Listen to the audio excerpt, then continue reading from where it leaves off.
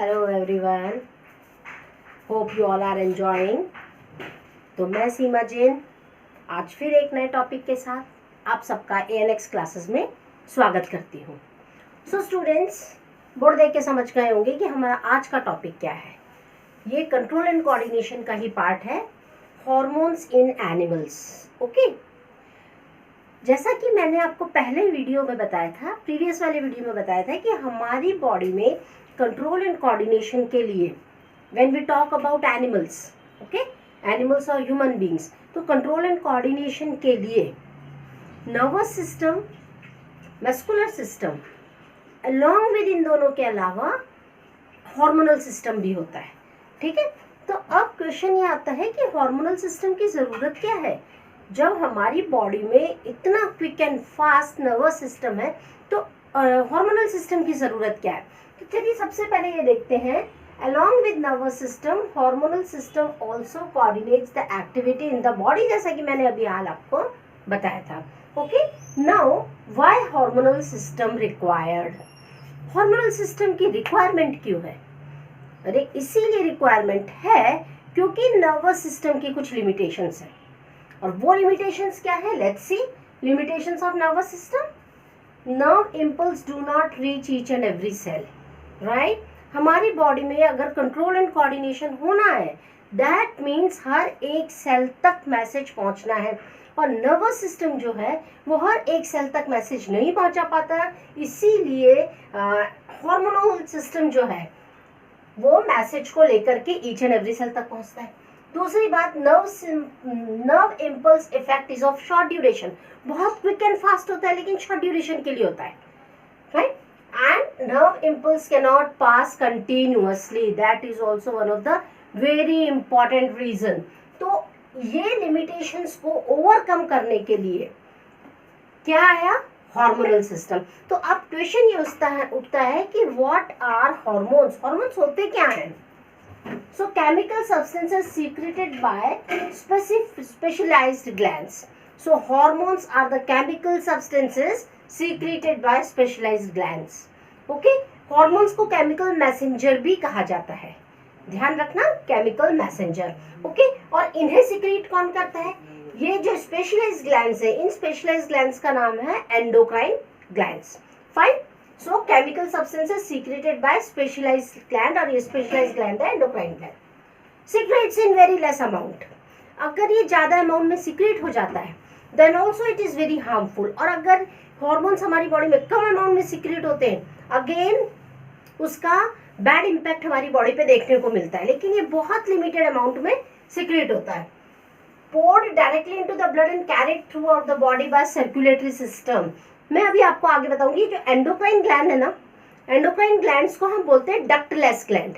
Okay, ductless gland का मतलब होता है ये जो हॉर्मोन्स जहाँ सिक्रेट होते हैं, वो उन जो ग्लैंड्स इसको सिक्रेट करते हैं उनमें डक्ट नहीं होती है, राइट। तो वो अपना जितना भी सिक्रेशन है डायरेक्टली ब्लड के अंदर पोर करते हैं, और फिर सर्कुलेटरी सिस्टम के थ्रू वो हमारी बॉडी के अंदर पूरा सर्कुलेट होता है।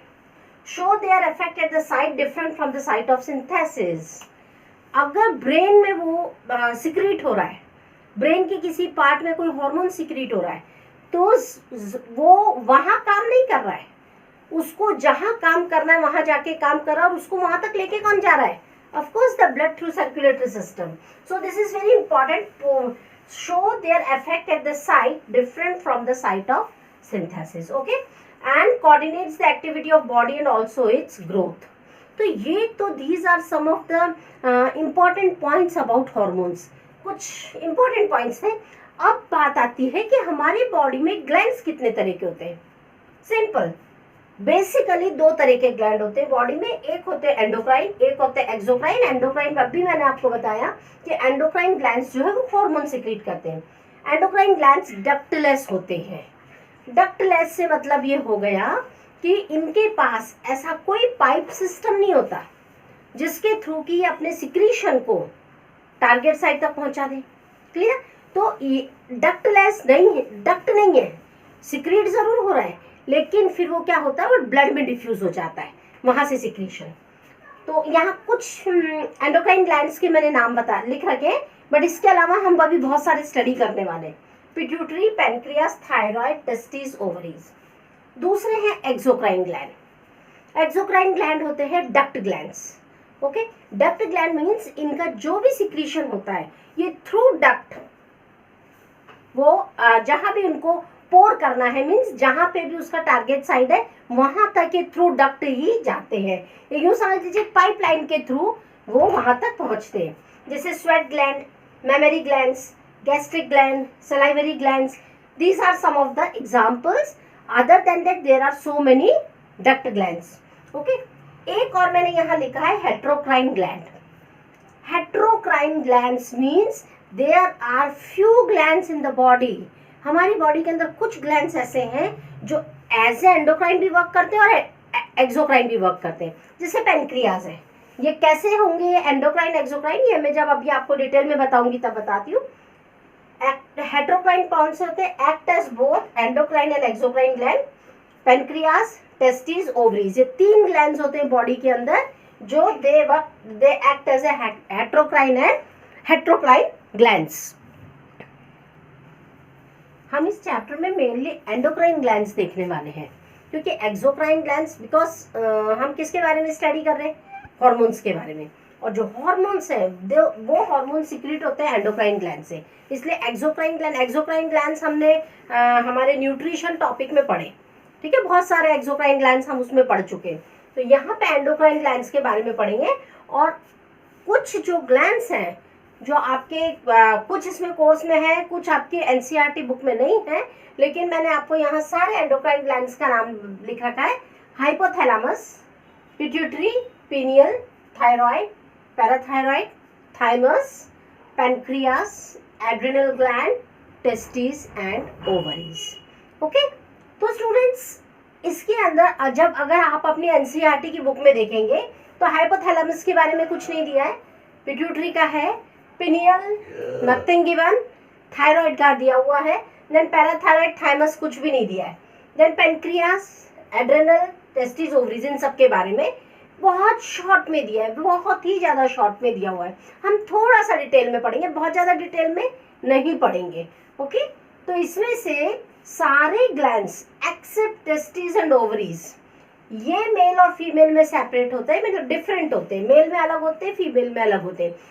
रेस्ट ऑल ग्लैंड्स मेल और फीमेल में एक ही जगह पे होते हैं, उनकी पोजीशन सेम होती है, उनका फंक्शन सेम होता है। तो चलिए सबसे पहले देखते हैं हम hypothalamus. Hypothalamus master of the master gland. क्यों कहा गया है इसको master of the master gland? देखिए मास्टर ग्लैंड किसे बोलते हैं, आपने अपनी प्रीवियस क्लासेस में पढ़ा हुआ है।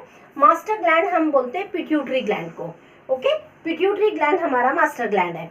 तो ये master of the master gland means ये पिट्यूटरी के ऊपर भी मॉनिटरिंग करता है, राइट? और ये कहाँ पे प्रेजेंट होता है? दैट मीन्स अगर कभी क्वेश्चन आपको किसी भी कॉम्पिटिटिव एग्जाम में क्वेश्चन पूछा जाए कि master of the master gland कौन सा है, तो वहां आप बता सकते हैं hypothalamus. And if it is asked कि मास्टर ग्लैंड कौन सा है, तो master gland pituitary and master of the master gland hypothalamus. Okay, master of the master gland क्यों है? क्योंकि इसके जो सिक्रीशंस है, जो हाइपोथैलेमस जो सिक्रीट करता है, मेनली सिक्रीट करता है releasing and inhibitory hormones. Releasing and inhibitory hormones that means ये कमांड करता है पिट्यूटरी को, राइट? और पिट्यूटरी को कमांड करके फिर पिट्यूटरी ग्लैंड को बताता है कि उसको क्या रिलीज करना और क्या कम रिलीज करना है या कितना रिलीज करना है और कब रिलीज करना है, राइट? और बाकी तो पिट्यूटरी ग्लैंड जो है वो तो हमारा बाकी सारे ग्लैंड्स की मॉनिटरिंग करता ही है। होता कहाँ पे है? हमारा जो फोर ब्रेन होता है, फोर ब्रेन के बेस पे प्रेजेंट होता है ये हाइपोथैलेमस। ओके, सो ये तीनों पॉइंट्स हमारे क्लियर होगा। Hypothalamus master of master gland, present at the base of forebrain, secretes releasing and inhibitory hormones. Okay, तो चलिए अब देखते हैं हमारा second and the very important gland that is pituitary gland, right? तो pituitary gland को master gland कहते हैं। अभी मैंने आपको बताया ये कहाँ पे होता है, ये अटैच्ड होता है हाइपोथैलेमस जो है, ठीक है? हाइपोथैलेमस ग्लैंड जो है वहां उसके ऐसे स्टॉक लगी होती है, स्टॉक के ऊपर इस तरह से अटैच्ड रहता है, क्लियर? तो ये होता है हमारा pituitary gland attached to the hypothalamus by stalk. इस तरह से एक स्टॉक होती है और उसके थ्रू ये हाइपोथैलेमस से अटैच होता है। दैट मीन्स वेरी क्लियर, ये भी ब्रेन में ही होता है। सीक्रेट्स नंबर ऑफ हॉर्मोन्स, इतने सारे हार्मोन सीक्रेट करता है, जैसे प्रोलैक्टिन है, थायराइड स्टिमुलेटिंग हार्मोन है, फॉलिकल स्टिमुलेटिंग हार्मोन है, इसके अलावा ऑक्सीटॉक्सिन है, वेसोप्रेसिन है, बहुत सारे हार्मोन से रिलीज करता है और सबका अपना अपना बहुत इंपॉर्टेंट रोल है। लेकिन जो आपके कोर्स में है, जो आपको पढ़ना है, उसमें हमें पढ़ना है the main hormone release by pituitary is growth hormone.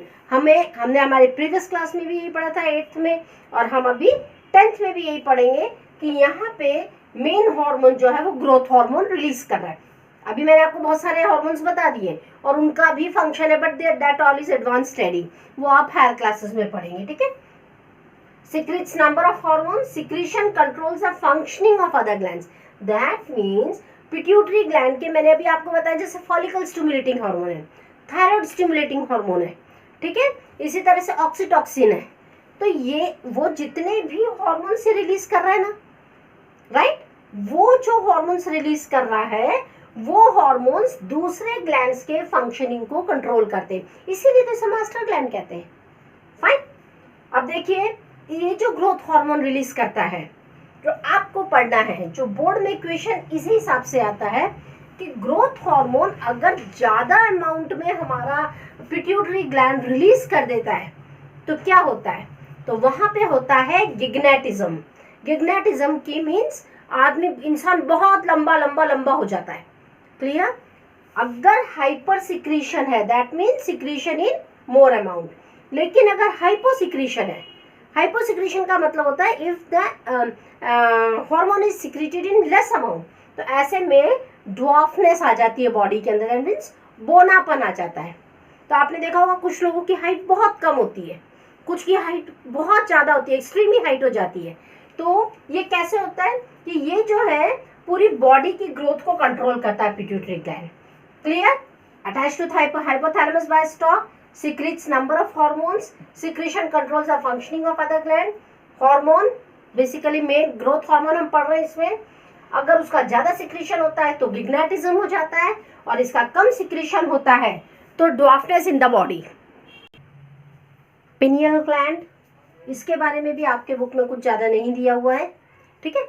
तो हमें केवल इतना जान लेना है कि पिनियल ग्लैंड भी ब्रेन में प्रेजेंट होता है, और जो हार्मोन ये सिक्रीट करता है वो है मेलाटोनिन, क्लियर। हार्मोन जो वो सिक्रीट कर रहा है वो है मेलाटोनिन, और ये मेलाटोनिन का काम होता है it controls mood, sleep and sexual cycles, okay. इससे ज़्यादा आपको पढ़ने की ज़रूरत नहीं है पिनियल के लिए। लेकिन अब हम पढ़ेंगे थायराइड ग्लैंड, जिसके बारे में थोड़ा सा डिटेल में आपकी बुक में दिया हुआ है, क्लियर।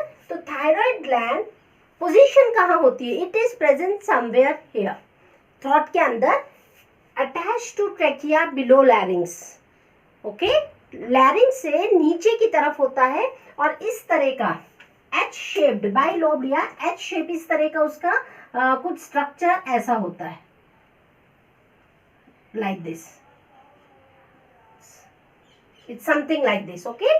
बाइलोब्ड और एच शेप्ड होता है, and the hormone secreted is thyroxine. इसके ऊपर बोर्ड में, या बोर्ड है भी या नहीं भी है दैट डजंट मैटर, लेकिन एग्जाम में क्वेश्चन जरूर बनता है कि what is the role of thyroxine. Thyroxine का रोल होता है ये BMR, दैट मीन्स हमारी बॉडी की बेसल मेटाबॉलिक रेट को कंट्रोल करता है। जब हम बेसल मेटाबॉलिक रेट की बात करते हैं दैट मीन्स हम बात कर रहे हैं कार्बोहाइड्रेट, फैट, प्रोटीन, इनकी मेटाबॉलिज्म की, क्लियर। तो थायरॉक्सिन हार्मोन क्या करता है, first controls BMR, that means regulate carbohydrate, fat and protein metabolism in body, okay. Next है, इसमें एक और बात है, ये जो थायरॉक्सिन हार्मोन सीक्रेट हो रहा है, इसके लिए क्या हमारी डाइट में लेना जरूरी है, and that is the iodine, ठीक है। आयोडीन क्या कहा जाता है, आपने इतने एड्स वगैरह रेडियो में, टीवी में, सब में देखा होगा, और इवन जो हम सॉल्ट के जो पैकेट्स लेके आते हैं उस पे भी लिखा होता है आयोडाइज्ड सॉल्ट। तो ये आयोडीन जो होता है ये बहुत एसेंशियल होता है थायरॉक्सिन को सिक्रीट करने के लिए। तो ये किस तरह से आयोडीन हेल्पफुल है, देखिए आयोडीन जो होता है ये जब फूड में मतलब हमारी डाइट में जब हम आयोडीन लेते हैं तो ये आयोडीन स्टिमुलेट करता है थायराइड ग्लैंड को ताकि वो थायरॉक्सिन रिलीज करे। अब अगर आयोडीन डाइट में कम होगा, राइट, तो ऐसे में थायराइड ग्लैंड थायरॉक्सिन एक प्रॉपर अमाउंट में सिक्रीट नहीं कर पाएगा, और जहां भी डेफिशिएंसी हुई आयोडीन की तो स्वॉलन नेक, पूरा ऐसे गला सूज जाता है, and that is called the goitre. Goitre disease होती है। क्लियर? ये गॉइटर डिजीज ज़्यादातर देखी जाती है नॉर्दर्न हिली एरियाज में, क्योंकि वहाँ पे मिनरल्स जो है वो वॉश्ड आउट हो जाते हैं, वहाँ मिनरल्स कम होते हैं पानी में और इसमें। So that is the reason कि आयोडीन की डेफिशिएंसी से गॉइटर डिजीज़ होती है, और ये गॉइटर डिजीज़ ज़्यादातर नॉर्दर्न हिली एरियाज़ में पाई जाती है, और हमारे प्लेन एरियाज़ में ये डिजीज़ बहुत कम देखने को मिलती है। अब देखिए, अगर थायरॉक्सिन ज़्यादा अमाउंट में रिलीज हो जाता है तो क्या होता है, और कम अमाउंट में रिलीज होता है तो क्या होता है। तो अगर डेफिशिएंसी हो जाती है, मैंने आपको शुरू में ही बताया था कि हार्मोन जो है एक फिक्स्ड अप्रोप्रिएट प्रोपोर्शन में बॉडी में रिलीज होते हैं, और इन सबको कंट्रोल करता है हमारा पिट्यूटरी ग्लैंड। अगर पिट्यूटरी ग्लैंड है, हमारी बॉडी में फीडबैक मैकेनिज्म होता है, राइट, वो फीडबैक मैकेनिज्म हमारे पिट्यूटरी ग्लैंड को अपने आप सारे इंस्ट्रक्शंस देता रहता है कि इसे किस ग्लैंड को क्या मतलब कितना हार्मोन सिक्रीट करने के लिए स्टिमुलेट करना है, राइट। तो अगर थायरॉक्सिन कम अमाउंट में रिलीज होता है तो ऐसे में मेंटल एंड फिजिकल रिटार्डेशन हो जाता है। दैट मीन्स उस व्यक्ति की मेंटल और फिजिकल दोनों ही ग्रोथ रुक जाती है ना। आपने देखा होगा कई लोग उम्र से तो बड़े हो जाते हैं लेकिन दिमाग से वो बच्चे के बच्चे ही रहते हैं, और कई बार ऐसा होता है कि उनकी बॉडी की भी ग्रोथ नहीं हो पाती है, राइट। तो मेंटल एंड फिजिकल रिटार्डेशन ये किससे होता है, डेफिशिएंसी से। और अगर थायरॉक्सिन ओवर सिक्रीशन हो गया तो Graves disease. What is this Grave disease? ऐसी बल्जिंग आइज हो जाती है, बिल्कुल मोटी मोटी, ठीक है, ऐसा लगता है जैसे बिल्कुल हमको आंख फाड़ के जैसे बिल्कुल ऐसे देख रहा है, बट उनकी आंखें ऐसी हो जाती है। Other than that weight loss होता है, लीनेस हो जाती है, बिल्कुल इंसान दुबला पतला होता चला जाता है। पैराथायराइड और थाइमस, इनके बारे में बहुत ज़्यादा आपके कोर्स में नहीं दिया हुआ है। तो पैराथायराइड देखिए, parathyroid are two pair of small and oval yellow glands lie at the base of thyroid. Thyroid gland के बेस पे दो पेयर में होता है। these are very small glands, okay, and they secretes parathormone. सबके बस ये बात है, आपको क्या विशेष याद रखना है, सबकी जो सिक्रीशंस है, सारे हॉर्मोन्स जो वो सिक्रीट कर रहे हैं उसे आप ध्यान रख लीजिए, secretes parathormone. And function very essential for the functioning of nerve and muscles. हमारे नर्व्स और मसल्स की फंक्शनिंग को मेंटेन रखने के लिए या प्रॉपर फंक्शनिंग के लिए parathormone is very important and maintains the level of calcium and phosphorus in the body. इसमें समझाने जैसा कुछ भी नहीं है। ओके, चलिए देखते हैं thymus. Soft pinkish buy low gland lie near the heart. Okay, अभी तक तो हमने कहाँ के पढ़े हैं, ब्रेन का पढ़ लिया, लैरिंग्स का हमने, ट्रेकिया का पढ़ लिया है, देन ये भी ट्रेकिया में ही हुआ एक तरह से पैराथायराइड, ठीक है। Now thymus present near the heart, secretes thymosin। Clear? Parathormone, thymosin. इसका काम क्या होता है, ये लिम्फोसाइट्स के फॉर्मेशन में हेल्पफुल होता है और resistance to infection and allergy, body को रेजिस्ट करता है इन्फेक्शन और एलर्जी से, ठीक है। तो अब हम समझ गए होंगे कि थाइमोसिन भी कितना इंपॉर्टेंट है। Now is the next gland that is pancreas, and matter is given in your book of from pancreas. Pancreas, this is the largest endocrine gland, और ये हेट्रोक्राइन ग्लैंड है। एक्चुअली ये हेट्रोक्राइन ग्लैंड है। Heterocrine gland से मतलब ये endocrine भी है और एक्सोक्राइन भी है, ठीक है। एक्सोक्राइन कैसे? क्योंकि आपने देखा होगा डाइजेस्टिव सिस्टम, इसकी पोजीशन कहाँ है, स्टमक के बिलो, ठीक है। तो डाइजेशन के टाइम पे न्यूट्रिशन वाले लेसन में हमने पढ़ा होगा, डाइजेस्टिव सिस्टम में पेनक्रियास जो है वो पेनक्रियाटिक जूस सिक्रीट करता है। तो वो पेनक्रियास का वो पार्ट जो थ्रू डक्ट सिक्रीशन कर रहा है, that is called exocrine part, और इसका एंडोक्राइन पार्ट जो होता है पेनक्रियास का वो कहलाता है आइसलेट्स ऑफ लंगरहैंस। ओके, ये इसका एंडोक्राइन पार्ट का नाम है, ये इसके एंडोक्राइन पार्ट का नाम है islets of Langerhans. Okay, position below stomach that we all know. Now देखिए कि ये हार्मोन कौन से सिक्रीट करता है, हमें अच्छे से मालूम है। शुगर वालों को जो है पेनक्रियास की जो एक्टिविटी जब डिस्टर्ब हो जाती है तो उनको शुगर का लेवल बढ़ जाता है। दैट मीन्स सबसे इम्पॉर्टेंट थिंग इज शुगर के लेवल को मेंटेन करने का काम पेनक्रियास का होता है। फाइन, अब देखिए ये दो तरह के हार्मोन रिलीज करता है। उससे पहले मैं आपको बता दूं, जो islets of Langerhans that means the endocrine part of pancreas, उसमें दो तरह के सेल होते हैं, एक होता है अल्फा सेल और दूसरा होता है बीटा सेल्स, राइट। जो बीटा सेल्स होते हैं वो तो हार्मोन सिक्रीट करता है इंसुलिन, और जो अल्फा सेल्स होते हैं वो सिक्रीट करते हैं glucagon. Clear, beta cells insulin, alpha cells glucagon. तो अब इन दोनों का काम क्या है ये तो आप सबको मालूम है। आजकल हर 5th या 6th व्यक्ति के अंदर एक डायबिटिक पेशेंट मिल जाता है, और ये हर कोई बच्चा भी जानता है आजकल कि अगर शुगर बढ़ जाती है तो इंसुलिन का इंजेक्शन लगाया जाता है। मीन्स शुगर को कंट्रोल करने के लिए, तो इंसुलिन वही तो काम कर रहा है, control sugar level rising to high. ठीक है, वो शुगर की लेवल अगर ब्लड के अंदर बढ़ती जाती है तो ऐसे में अगर इंसुलिन होगा तो दैट मीन्स पेनक्रिया ने एक इनफ अमाउंट में इंसुलिन अगर सिक्रीट किया है तो वो उसके लेवल को कंट्रोल करेगा, राइट। अब ग्लूकागॉन का काम क्या है? ग्लूकागॉन क्या होता है, मान लीजिए अगर ब्लड शुगर लेवल बहुत नीचे जा रहा है तो ऐसे में ग्लूकागॉन उसको कंट्रोल करता है। अब क्वेश्चन ये आता है कि हमारी बॉडी के अंदर ऐसा क्या होता है? ठीक है, हमारी बॉडी में होता है फीडबैक मैकेनिज्म।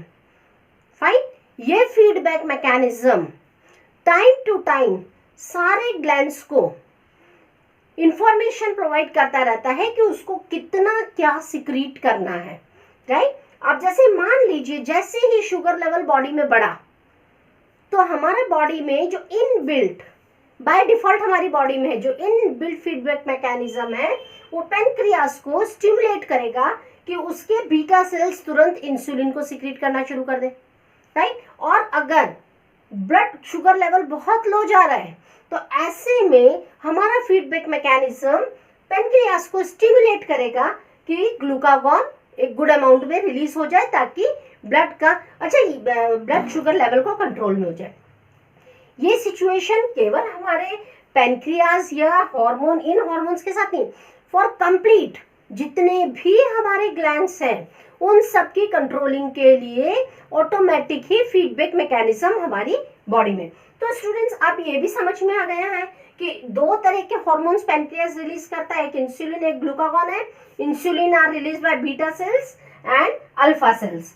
ओके, तो इंसुलिन का काम होता है शुगर लेवल को कंट्रोल करना अगर हाई हो रही है तो, और ग्लूकागॉन का काम होता है अगर शुगर लेवल लो हो रही है तो उसको लेवल में लेकर के आना। एड्रिनल ग्लैंड, ये तो सबसे ही डिफरेंट ग्लैंड है। ठीक है, कैसे डिफरेंट ग्लैंड है? इसे इमरजेंसी ग्लैंड कहते हैं। ठीक है, हमारी बॉडी के जितने इमोशंस हैं, कभी ऐसी स्कैरी सिचुएशन आ जाए, कभी कोई इमरजेंसी सिचुएशन आ जाए तो ऐसे में हमारी बॉडी को प्रिपेयर करने का काम होता है एड्रिनल ग्लैंड का। ठीक है, तो कहता है ये इसे इमरजेंसी ग्लैंड कहा जाता है। कहाँ होता है ये? Pair of yellow flat pyramid like होते हैं जो कि किडनी के ऊपर होते हैं, right, at the up situated at the upper end of the kidney and secretes adrenaline। इसके बारे में जरूर ध्यान से पढ़िएगा क्योंकि बोर्ड में इस पे से क्वेश्चन बनता है। तो क्या सिक्रेट कर रहा है? एड्रेनलिन। इमरजेंसी ग्लैंड इसीलिए कहते हैं क्योंकि prepares body during emergency situations. किसी भी तरह की इमरजेंसी, सपोज एग्जांपल आप कहीं जा रहे हैं, अचानक कुत्ता आपके पीछे पड़ गया, आपको भागना है, या आप सोए हैं, घर में चोर आ गया, राइट, और अगर चोर आ गया तो उसमें दो कंडीशन होगी, या तो आप एकदम उठ करके लकड़ी लेकर के तैयार होंगे। तो ये सब के लिए हमारी बॉडी के अंदर ये एड्रेनलिन हार्मोन होता है जो हमें प्रिपेयर करता है। वो कैसे करता है वो भी मैं आपको समझाती हूँ। और इसमें बहुत सारे टारगेट साइट्स होते हैं एड्रेनलिन के, लेकिन उसमें से एक सबसे इंपॉर्टेंट होता है हार्ट। क्लियर? तो अब ये देखते हैं कि एड्रेनलिन वर्क कैसे करता है, हाउ एड्रेनलिन वर्क्स। सबसे पहली बात तो ये होती है, जैसे ही एड्रेनलिन सिक्रीट होगा तुरंत हमारी हार्ट बीट फास्टर हो जाएगी, ताकि ज़्यादा से ज़्यादा ऑक्सीजन की सप्लाई मसल्स को हो सके। फॉर एग्जाम्पल, अभी हमने डॉग, कोई हम चल रहे हैं, हमारे पीछे कोई भी पागल कुत्ता एकदम पड़ गया है, ठीक है, अब हम क्या करेंगे, हम भागेंगे। भागने के लिए हमारी मसल्स को ऑक्सीजन की सप्लाई चाहिए, एनर्जी चाहिए। क्लियर? तो ऐसे में क्या होता है, एड्रेनलिन बहुत तेजी से हमारी बॉडी में सिक्रीट होता है और हार्ट बीट हमारी एकदम फास्ट हो जाती है। जैसे ही कुत्ता पीछे बढ़ा हमारी हार्ट बीट फास्ट हो जाएगी, ठीक है, और हम क्या करेंगे, दौड़ेंगे। तो heart beat faster in order to supply more oxygen to muscles. ज़्यादा से ज़्यादा ऑक्सीजन मसल्स को मिलेगी तो हमारी मसल्स में उतनी एनर्जी आएगी। Then blood to the digestive system and skin reduced.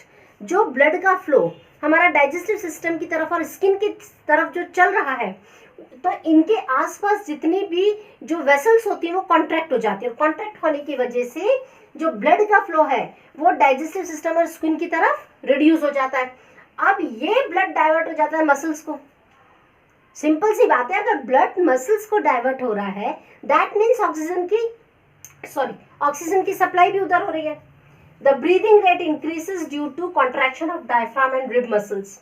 और इस समय जब हम इमरजेंसी सिचुएशंस में होते हैं हमारी हार्ट बीट बढ़ जाती है, ठीक है, ब्रीदिंग रेट हमारी बहुत फास्ट हो जाती है due to contraction of diaphragm and ribbon. All these responses, और ये जितने भी ये सब चेंजेस आ रहे हैं, ये हमारी बॉडी को इमरजेंसी सिचुएशन में डील करने के लिए रेडी करते हैं। I hope it's very clear. एक बार फिर से, हार्ट बीट फास्टर हो जाती है, वेरी गुड, ओके। ऑक्सीजन जो है क्यों फास्ट हो जाती है, ताकि ज़्यादा ऑक्सीजन मसल को सप्लाई की जा सके। मसल्स को ज़्यादा ऑक्सीजन क्यों चाहिए, वेरी सिंपल, क्योंकि मसल्स को वर्क करना है, ठीक है। और कैसे यह ब्लड की सप्लाई उस तरफ कैसे हो जाती है, हमारे डाइजेस्टिव सिस्टम और स्किन पे जो ब्लड का फ्लो हो रहा है वो रिड्यूस हो जाता है, रिड्यूस होकर वो पूरा डाइवर्ट हो जाता है मसल्स में, हमारी ब्रीदिंग रेट बढ़ जाती है, और ये सारी सिचुएशंस हमारी बॉडी को मीन्स प्रिपेयर करती हैं इमरजेंसी सिचुएशंस में डील करने के लिए। Testis part of male reproductive system, okay. और मैंने आपको बताया था testis as an endocrine gland भी वर्क करती है और एज एन एक्सोक्राइन ग्लैंड भी वर्क करती है, इसीलिए टेस्टिस जो है उसे हेट्रोक्राइन ग्लैंड कहते हैं। फाइन, अच्छा, part of male reproductive system, ये क्या सिक्रेट करती है, it secretes testosterone. Testosterone is the name of the hormone secreted by testis. तो इस टेस्टोस्टेरोन का काम क्या होता है, जितने भी सेकेंडरी सेक्सुअल कैरेक्टर्स हैं, बॉडी फेस के ऊपर हेयर होना, moustaches, beard, okay, enlargement of penis, then shoulders broaden, right, ये जितने भी जो ऐसे कैरेक्टर्स हैं इन सब के लिए रिस्पॉन्सिबल होता है टेस्टोस्टेरोन। प्यूबर्टी के टाइम पे जो भी चेंजेस एक मेल बॉडी में आते हैं वो सब टेस्टोस्टेरोन की वजह से होते हैं। तो एज एन एक्सोक्राइन ग्लैंड ये स्पर्म सिक्रीट करता है और एज एन एंडोक्राइन ग्लैंड ये टेस्टोस्टेरोन सिक्रीट करता है, और क्योंकि एक्सोक्राइन है, एंडोक्राइन है, इसलिए इसे हेट्रोक्राइन ग्लैंड कहा गया है। तो चलिए अब हमारा लास्ट वाला है, that is ovary. Ovary part of female reproductive system, ठीक है, या आप रिप्रोडक्शन वाले लेसन में अगर देख लिया होगा तो ठीक है, नहीं तो आप वहां पे समझेंगे ये फीमेल रिप्रोडक्टिव सिस्टम का पार्ट है।